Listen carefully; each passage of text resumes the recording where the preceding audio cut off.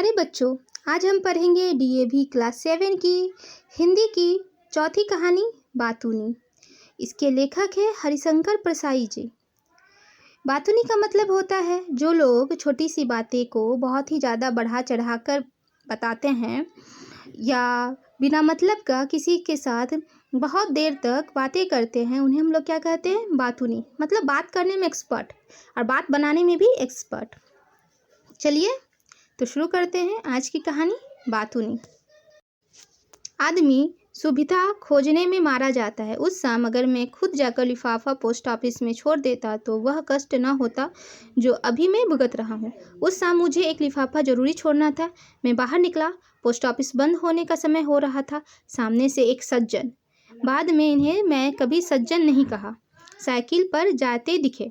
मैंने उन्हें रोककर कहा, जरा एक लिफाफा लेकर इस कागज़ को उसमें रखकर यह पता लिखकर डाक में छोड़ देंगे? उन्होंने कहा, सहर्ष। सहर्ष ने मेरा हर्ष तभी से जो छीना है वह तो आज तक वापस नहीं मिला। क्या हुआ? जो कहानी के लेखक हरिशंकर परसाई जी हैं, उन्हें क्या हुआ? वो कह रहे हैं कि आदमी सुविधा खोजने के लिए अक्सर वो फंस जाता है।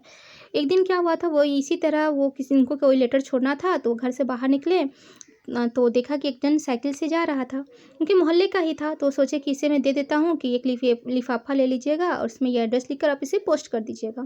लेकिन उनको क्या पता था कि यह जो काम है उनके गले की हड्डी बन जाएगी। ठीक है, क्योंकि जो आदमी उससे वो काम करवाए थे वो क्या था, बहुत ही बातूनी था। तो आगे की कहानी में हम पढ़ेंगे कि वो कैसे लेखक जी को परेशान करता है। जब लेखक ने उस सज्जन आदमी को अपना लेटर पोस्ट करने के दिया तो क्या बोले कि हाँ मैं सहर्ष इसे कर दूंगा। सहर्ष मतलब हर्ष मतलब खुशी होता है, मतलब साथ मतलब खुशी, मुझे ये काम करने में खुशी होगी, हम अंग्रेजी में कहते हैं ना, इट्स माई प्लेजर। उसी तरह वो बोले। ठीक, तो उस दिन तो वो चिट्ठी दे दी जमा और दूसरे दिन से उनका जो था बातूनीपन शुरू हो गया। दूसरे दिन वे दिख गए तो मैंने पूछा, वह चिट्ठी डाल दी थी? आप बताइए। इसका जवाब ज़्यादा से ज़्यादा कितना लंबा हो सकता है? यही कि जी हाँ साहब, मैंने आपकी चिट्ठी टिकट लगाकर और पता लिखकर पोस्ट ऑफिस के लाल लेटर डब्बे में छोड़ दी थी, बस। इससे ज़्यादा तो नहीं हो सकता। पर उन्होंने यह जवाब दिया। मतलब जब दूसरे दिन वो मिले तो वो श्योर होना चाहे कि आपने तो मेरी लेटर को पोस्ट कर दिया था। तो वो बोले कि उनको जवाब में क्या देना चाहिए था कि हाँ मैंने कर दिया, बट चूंकि वो बातूनी थे तो इतना लंबा जवाब दे रहे हैं कि अभी हम लोग आगे पढ़ेंगे।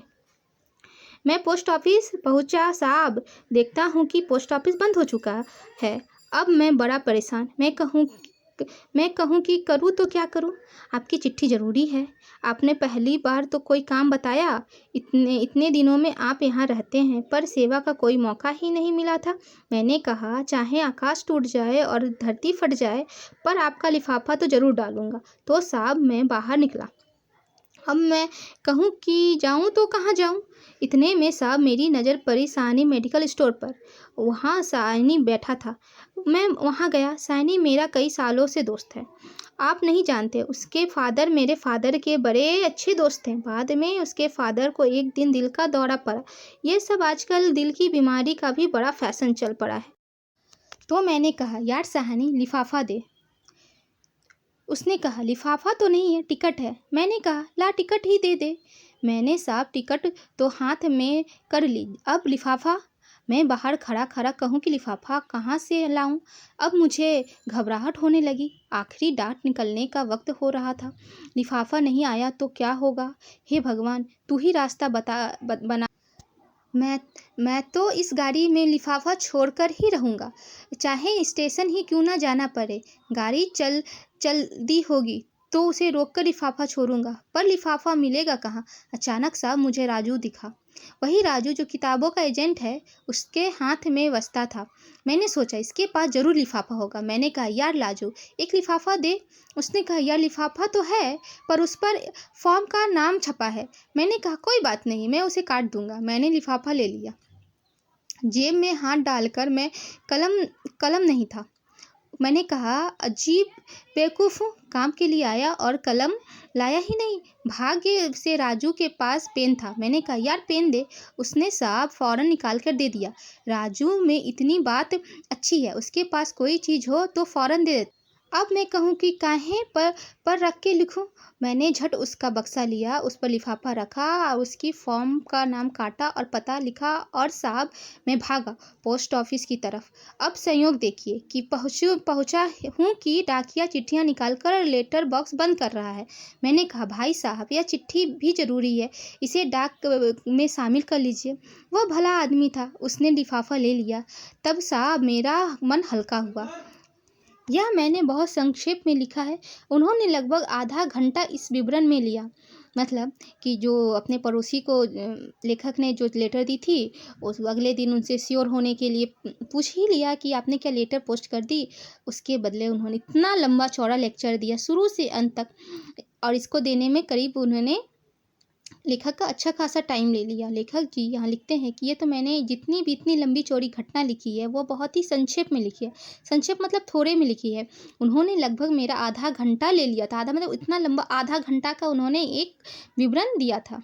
अब आगे मैंने कसम खाई कि कभी इनसे कोई काम नहीं कराऊंगा, मगर जितना पाप कर चुका था उसका फल तो भुगतना ही था। मेरा काम करके उन्होंने मेरे ऊपर हमेशा के लिए अधिकार जमा लिया था। रास्ते में उनका घर पड़ता था, मैं निकलता और उन्हें दिख जाता तो वे बहुत खुश होकर मुझसे पूछते, कहाँ जा रहे हैं। मैं नहीं समझ पाता कि आमतौर पर लोग क्यों पूछते हैं कि आप कहाँ जा रहे हैं। क्या वे पुलिस के आदमी हैं या खुफिया विभाग के हैं या चाचा होते हैं कि जानना चाहते हैं कि तुम कहाँ जा रहे हो। यह असल में आदमी को रोक कर बात करने की भूमिका है। जिसे जल्दी जाना होता है वह भी होशियारी बात करता है। वह कहता है कहीं नहीं, ऐसे ही, और आगे बढ़ जाता है। क्या सवाल है, कहाँ जा रहे हैं, और क्या जवाब है, कहीं नहीं, ऐसे ही। मगर लोग पूछते ही हैं और लोग जवाब देते भी हैं। क्या हुआ, जो उनके पड़ोसी थे जिन्होंने उनसे काम करवाया था, तो वो क्या, तो बहुत ही बातूनी थे। तो अब जब भी वो घर से निकलते थे, कौन लेखक, तो वो जब भी दिखते थे तो उनसे हमेशा रोक लेते थे, और हमेशा रोक के क्या करते थे, उनको बहुत ही पकाते थे, तो उनको हमेशा ही परेशान करते थे। तो जब भी मिलते तो क्या बोले, कहाँ जा रहे हैं, तो लेखक बोलेंगे कि कहीं नहीं। लेखक तो को यही समझ में नहीं आता है कि लोग कहाँ जाते हैं, क्वेश्चन करते ही क्यों हैं। क्या वो किसी के चाचा लगते हैं, क्या वो पुलिस में है या किसी विभाग में है। पर लोग ऐसा प्रश्न जरूर ही किसी भी आदमी से करते हैं। असल में क्या, ये एक बात करने की भूमिका, मतलब बात तो शुरू करने का कुछ तो सेंटेंस चाहिए। तो रास्ते में जो दिख गया उसे हम लोग पूछ ही लेते हैं कि आप कहाँ जा रहे हैं। और जवाब भी देखिए, जवाब भी क्या बोल रहे हैं, कितना खूबसूरत मिलता है, कहीं नहीं, बस यहीं।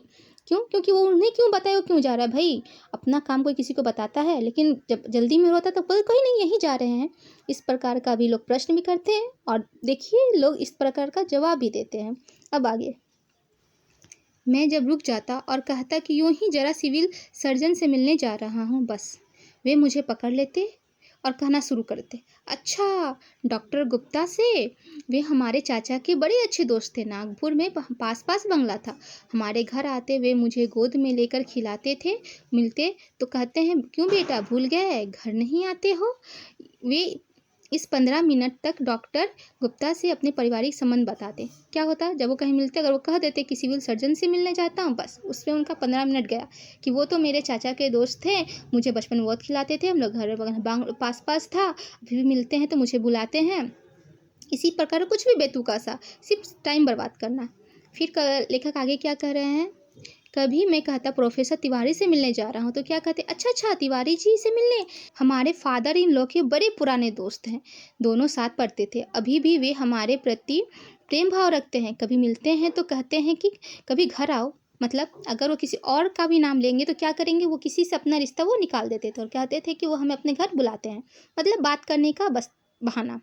इस पे लेखक क्या लिखते हैं, मैं किसी का भी नाम लेता वह उनके चाचा, मामा, ससुर या पिता का दोस्त निकल आता। वे 10-15 मिनट उसके संबंधों के बारे में बताते।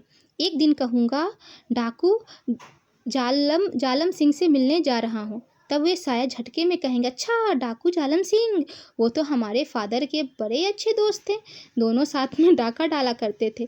जालम सिंह ने तो मुझे गोद में खिलाया है। फिर एक दिन कहूँगा कि भगवान से मिलने जा रहा हूँ, वे कहेंगे कि भगवान से, अच्छा वो तो हमारे चाचा के बड़े अच्छे दोस्त हैं, दोनों स्वर्ग में साथ काम करते थे। मेरा नाम उन्हें बताया पहचान जाएंगे, मुझे तो भगवान ने गोद में खिलाया है। मतलब लेखक बोले कि हम किसी से भी कह दूं कि इनसे मिलने चाहता, उनका कोई ना कोई रिश्ता निकल आता, बस उसमें उनका 10-15 मिनट वो हमसे मेरा ले ही लेते थे। मतलब कुछ उल्ट-पुटांग कुछ भी कहना। देखिए दोस्तों, सब लोगों को बेतुकी की बातें करनी बिल्कुल भी पसंद नहीं आती, उसी प्रकार की लेखक भी हैं। मतलब ज़्यादा लोग अपने में शांत रहना चाहते हैं और कुछ लोग इतने बातूनी होते हैं कि बिना मतलब की ही बातें करते हैं। लेखक के जो पड़ोसी थे वो इन्हीं में से एक थे, और लेखक कैसे थे, शांत प्रवृत्ति के लोग थे। तो एक दिन वो क्या बोले, इतने उनसे परेशान हो गए तो सोचे कि इस बार मैं उनसे कह दूंगा कि मैं किससे मिलने जा रहा हूँ, डाकू जालम सिंह से। तो लगता है इस पे भी वो जो उनके पड़ोसी वो क्या बोलेंगे, अच्छा वो जालम सिंह तो मेरे फादर के बड़े अच्छे दोस्त थे, और उनमें भी वो क्या करेंगे, 10 मिनट निकाल देंगे, और जब दोबारा मिलेंगे तो मैं कह दूंगा कि मैं भगवान से ही मिलने जा रहा हूँ। वो इनसे इतने परेशान हो गए थे कि कह रहे थे उटपटांग कुछ भी वो सोच रहे थे, बोले वो उनको नहीं, बट ये क्या करिए, दोनों चीज़ वो सोच रहे हैं कि मैं ऐसा कहूँगा तो जवाब में वो ऐसा जवाब मुझे वो मिलेगा। आगे, अब अपनी यह हाल है कि उस रास्ते को छोड़कर करीब आधा मील का चक्कर लगाकर जाता हूँ। एक दिन वे बाजार में मिल गए, कहने लगे, आजकल आप दिखाई नहीं देते। मैंने कहा, बाहर निकलता ही नहीं, घर में ही रहता हूँ। उन्होंने कहा, अच्छा, तो फिर आप घर पर ही दर्शन करूँगा। मैं कहकर फंस गया। अगर वे घर पर दर्शन करने आ पहुँचे तो घंटों बैठेंगे। सोच विचार के बाद यह तय किया कि मैं फिर उसी रास्ते के सामने से निकलना शुरू कर दूं, वहीं दर्शन दे दूं, ताकि वे घर पर दर्शन करने न आ पहुँचे। क्या हुआ कि लेखक उस आदमी से इतने परेशान हो गए, क्या कि वो रास्ता ही छोड़ दिए, और उससे लंबा एक रास्ता पड़ता था, उसी से वो जाते थे ताकि वो आदमी उनसे ना मिले, ना उनको वो परेशान करे। पर एक दिन वो क्या हुआ, एक बाजार में उनसे वो मिल गए, उनसे पूछ लिए कि आप नहीं दिखते हैं। तो लेखक बोले, अरे आजकल मैं घर में ही रहता हूँ, इसलिए मैं बाहर नहीं निकलता। तो आदमी क्या बोला, अच्छा कोई बात नहीं, मैं घर पर ही आके दर्शन कर लूँगा, मतलब घर पर ही आके मैं मिल लूँगा। तो लेखक तो ऐसा फंस गए कि अगर वो रास्ते में इतना परेशान करता है तो घर में आएगा तो कितना परेशान करेगा। तो लेखक क्या किए, लेखक फिर उसी रास्ते से जाना शुरू कर दिए कि अच्छा भाई, तुम रास्ता में ही तुम मुझे परेशान कर लो, लेकिन घर पे मत पहुँचो। अब आगे लेखक लिख रहे हैं, उस सज्जन ने से मुझे डर लगता है। वे मुझे दूर से देखते तो चेहरा खिल उठता है, मैं काँप जाता है। वे घंटे भर से कम में नहीं छोड़ते। उनके चेहरे पर वही भाव होता है जो सुरसा के मुख पर हनुमान को देखकर आया था। सुरसा ने कहा था, आज सुरन मोही दिन आहारा, आज देवता ने मुझे भोजन दिया है। ये सज्जन भी किसी परिचित को देखकर मन ही मन कहते हैं, आज सुरन मोही दीन आहारा। आगे लेखक कह रहे हैं कि जब उनको वो देखते हैं तो क्या करते हैं, वो डर जाते हैं। क्यों? क्योंकि वो उनका 1 घंटा तो बर्बाद कर ही देंगे। और वो जो सज्जन वो जब लेखक को देखते हैं तो उनका चेहरा क्या होता है, खिल जाता है। उनके चेहरे पे वही भाव होता है जो सुरसा के चेहरे पे भाव होता था। ये सुरसा कौन है? सुरसा जब हनुमान जी सीता जी से मिलने जा रहे थे तो सागर के बीच में एक राक्षसनी थी, उन्हीं का नाम सुरसा था। उनको वो जब हनुमान जी को देखी तो उनको निगलना चाह रही थी।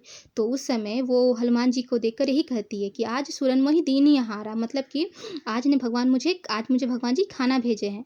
तो उसी तरह का जो भाव है वो भी उस आदमी के चेहरे पे ही रहता है, और वो भी मन ही मन यही सोचता है कि आज सुरनमोही दीन आहारा, कि आज भगवान ने मुझे किसी को परेशान करने के लिए भेज दिया है, और वो उस आदमी को पूरे दिन परेशान करता है।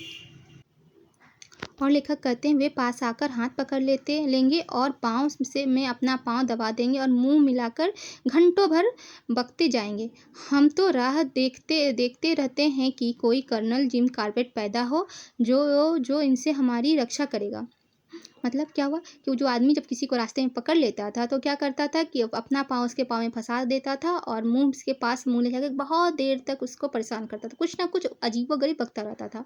तो लेखक सोचते हैं कि कोई जिम कॉर्बेट पैदा, मतलब जिम कॉर्बेट कौन थे? जिम कॉर्बेट जो हमारे अंग्रेजी शासन के समय में एक कर्नल हुआ करते थे, जो क्या थे, बहुत ही क्रूर थे। तो वही बोल रहे हैं कि कोई जिम कॉर्बेट ही ऐसा चाहिए जो इस आदमी से लोगों की रक्षा करे। तो दोस्तों, यह थी आज की कहानी बातूनी। अगर आपको ये कहानी समझाने का तरीका मेरा पसंद आया हो तो मेरे चैनल को सब्सक्राइब करें, मेरे वीडियो को लाइक करें और इसे शेयर करना बिल्कुल ना भूलें। Thank you.